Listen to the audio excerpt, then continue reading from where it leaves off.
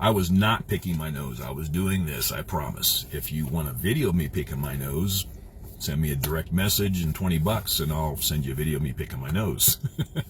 I also do feet pictures as well. Anyhow, now you're probably wondering why the hell you push play or what I'm doing here. 5 and Drive Throwback Thursday with yours truly. Video series I came up with to leave a video record of my life for my kids. One a week, started last December, 3-ish months left, so you've only got to suffer through 12 more of these, unless I decide to continue on or do something different. Anyhow, good morning, good afternoon, good evening, depending on where you're at. I appreciate you tuning in. I've talked a lot about my memories growing up in Japan, coming back stateside, things like that, family, friends, all of that good stuff. Last week was my mom, the week before was my dad. Haven't talked about my sister much. Saw her 2 days ago. She actually paid for dinner, which was nice. Thank you, Andre, if you ever watch this. She's not on social media, so she'll never see this probably. Anyhow, she's leaving state. She's moving to San Diego, onwards, upwards, greener pastures, that kind of thing. And I noticed that we never really keep in touch much. It's just the way it is. Not bad situation, not bad feelings, just paths don't cross a whole bunch. Life is like that somehow. Sometimes, I mean. When we were growing up, I think I had a wee bit of jealousy. Number one was her birthday. Backtrack a little bit. Mom's birthday was in May. There was also Mother's Day. Also had to go back to school in May. My dad's birthday was in June. There was also Father's Day. My sister was born on the 4th of frickin' July. And then I was born August 20th. The only other cool thing in August at the time, and I'm using that term very loosely, was International Left-Handers Day. Now there's all kinds of other pseudo-holidays and stuff. And you had to go back to school. So needless to say,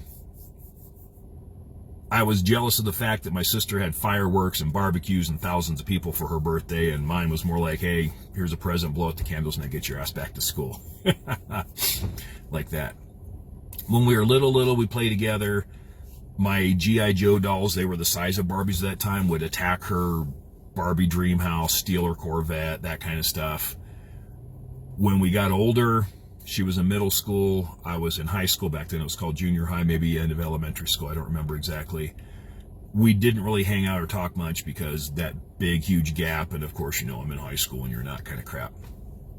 Anyhow, when she got older and started bringing friends over and I was driving, I appreciated her a lot more. She had some cute friends. Being a teenage male, I think anything with a pulse you think is cute, but that's just how I was. I offered to give them rides to the mall and shopping and movie theaters and all that kind of stuff. Nothing ever came of it, but I thought I had my shit together and everybody, you know, was interested in it, but nobody was. She got into some trouble later on in high school after I was out of high school or towards the end of my high school. And up to that point, my parents would always be like, hey, why can't you be like Andre? She gets good grades. She does this. She does that. The good grade thing. I was not a bad student, but I became friends with a lot of my teachers. Some of them, it would be considered very inappropriate now. It was probably inappropriate then, but it is what it is. I would always be told, hey, why can't you be like her? The rule at our family table, this one's going to go a little bit over 5. I can see we're almost at 4 right now. The rule at our dinner table was talk about anything, open concept, open forum. You won't get in trouble, ask any questions, things like that. Sister got in trouble. She started sniffing glue, doing drugs, things like that. My dad being military, she got in trouble, he'd get in trouble. The commander finally told her, hey, get her ass off the base or you're getting kicked out. They took her to a little reform drug rehab school.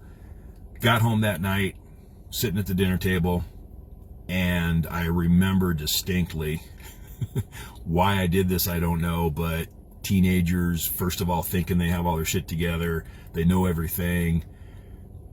I was kind of going to pound my chest now. One more drink, sorry. It's not for dramatic pause or anything.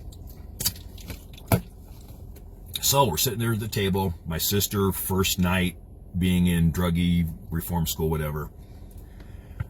Mom and dad are chit-chatting about stuff. And I'm like, hey, can I ask a question? They're like, sure, go ahead. I don't know why I said it, but I was like, do you want me to still be like Andrea? My mom's veins started popping out of her neck. She got up and left. My dad just looked at me and was eating, and that was it. Anyhow, we're past 5. I don't want to drag this out too much longer.